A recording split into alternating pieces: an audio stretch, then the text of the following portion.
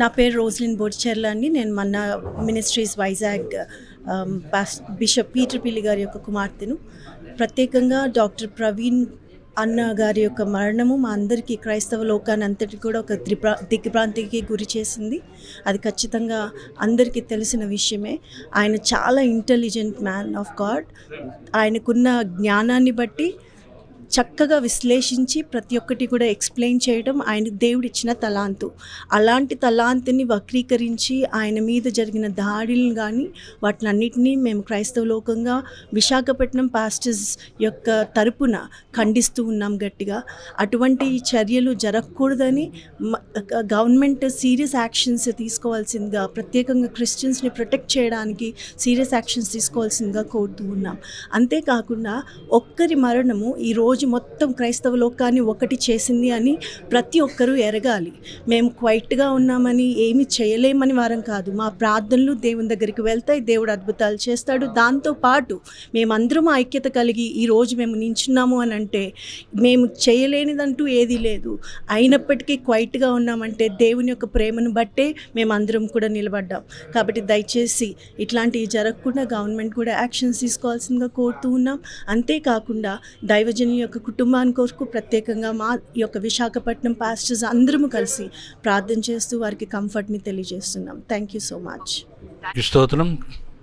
విశాఖ ప్రజలందరికీ, అలాగే తెలుగు 2 రాష్ట్రాలకి తరపు నుంచి మీ అందరికీ వందనాలు చెల్లిస్తున్నాను. మీ విశాఖపట్నంలో బిషప్ ఎంఏ పాల్ గారి అబ్బాయిని. నా పేరు సుధాకర్ పాల్. నేను నిన్న రాజమండ్రి అక్కడ పోస్ట్ మార్టం జరుగుతుందని మేము అక్కడికి వెళ్ళాం. అక్కడ ఎయిర్ స్టేషన్లో చాలా అవతవకలని మేము చూసాం, అక్కడ అబ్జర్వ్ చేసాం. కానీ మేము చేయగలిగింది ఏం లేదు, ఎందుకంటే ప్రభుత్వం ఉంది కాబట్టి. మేము ప్రభుత్వాన్ని ఏం అనట్లేదు, కానీ we request the government to take a proper action upon what he's happened. దాని మీద దీర్ఘంగా పరిశోధించి దాన్ని బయటికి తీయాలని మేము అనుకుంటున్నాం. అనుకుంటున్నారు చాలామంది ప్రజలు ఏంటంటే చంపేస్తే జరిగిపోతుంది, కానీ ఒక విత్తనం భూమిలో నాటపడితే కనుక 10 మొలకలు మొలిస్తే ఒకరిని చంపేద్దాన్ని చూస్తుంటే 10 మంది లెగిస్తారు. దేవునికి స్తోత్రం. మేము క్రిస్టియన్స్, మేమేం తప్పులు చేసాం, మేమేం పాపం చేసాం? మేము ప్రేమించడం తప్ప మేమేం చేయగలిగింది ఏం లేదు, మేమేం చేయట్లేదు కూడా. కానీ ఇలాంటి వాళ్ళని మీరు బాధ పెట్టి, వాళ్ళు ఒక తల్లిదండ్రుల బిడ్డలే కదా, మనం ఒక తల్లిదండ్రుల బిడ్డలే కదా, అలాగే చంపుకొని పోవడం అన్నది అది కరెక్ట్ కాదు. దయచేసి ఆలోచించవలసిందిగా మనం చేస్తూ ఈ సమయంలో వాళ్ళ ఫ్యామిలీకి ప్రగాఢ సంతాపం తెలియజేస్తూ నా మాటలు ముగిస్తున్నాను.